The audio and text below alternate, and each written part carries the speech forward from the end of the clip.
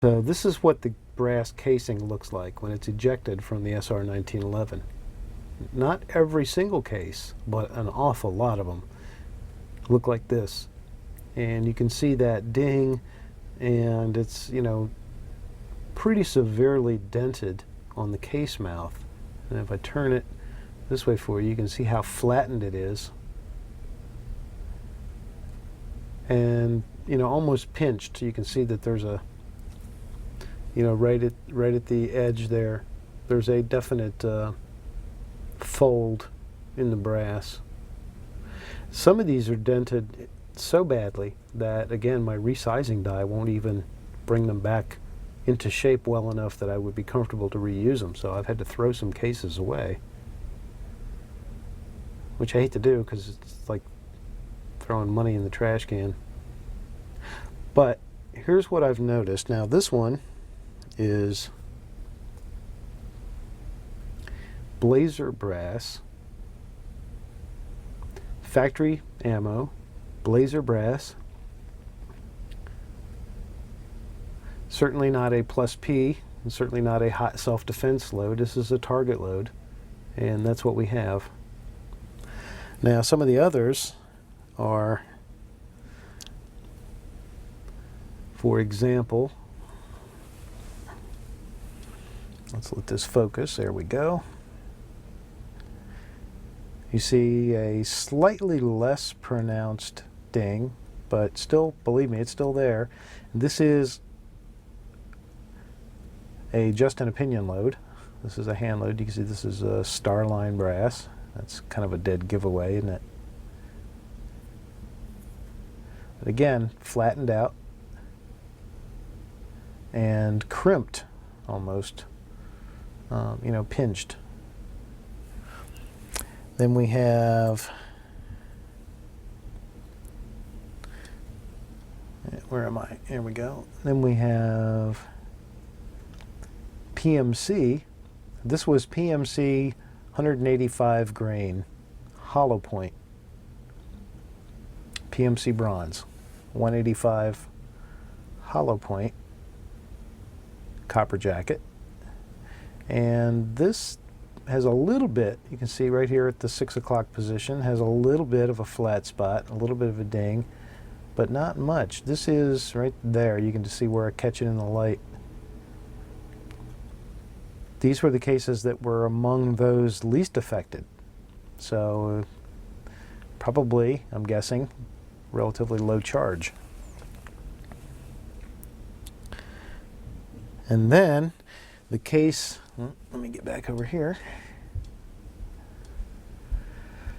And lastly, the case that seemed to be the least affected at all, almost not affected in any way. You can see that still looks pretty round. Again, this has not been resized. You can see I still have the spent primer. This is a Spear Lawman 230 grain full metal jacket, round nose, just your typical target hardball ammo, and it fared the best in terms of not having any damage to the casing. It's almost perfectly round, and again, you can tell because of the primer being still in there, this has not gone through the resizing die, so this is in good shape. So you can see it affects different it affects different cases differently depending on the ammo, and I think mostly to do with that is how hot that load is. What's the velocity of that ejection?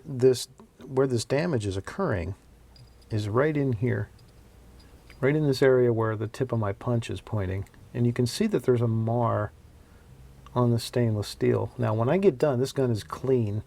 Before I cleaned this gun, there was about a 1/4 of an inch area right in here that was almost gold colored from all the brass rubbings on it, right in here.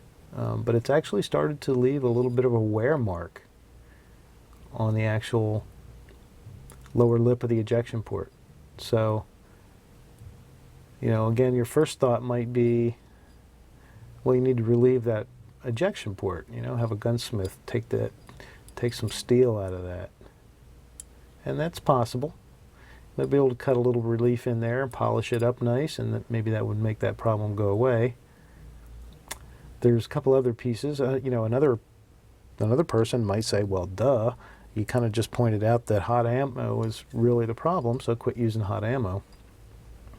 And that's not an invalid argument.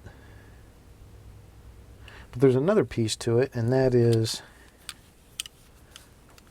let's see, let's get around and let this guy focus. That is the ejector itself. Here is the ejector. And right here, where I'm pointing, is the face of the ejector, and this is where it's going to strike the brass case and kick it out. And so I'm also thinking that, you know, if this ejector were just a little bit lower, you know, like 30 or 50 thousandths, 50 thousandths actually might be too much, you know, 20 or 30 thousandths lower, that might change the angle of the ejection just enough to kick it up at a better angle and clear that ejection port. But this is kind of all conjecture at this point. It's really academic conversation. I'm not talking about doing any of these changes. So anyway, as far as the dinged brass situation, I haven't heard anybody else discuss that yet. May have been discussed and I've just missed the conversation, but I hadn't heard anybody else discuss it, so I thought it would be good to bring that up. It's an interesting and sometimes annoying circumstance, especially if you're if you're not a reloader, then I guess you wouldn't care at all. But if you're a reloader, the last thing you want to have to do is throw brass in the trash, and the second to the last thing you want to have to do is have an extra step in your reloading process if you had to take extra steps to straighten out the case.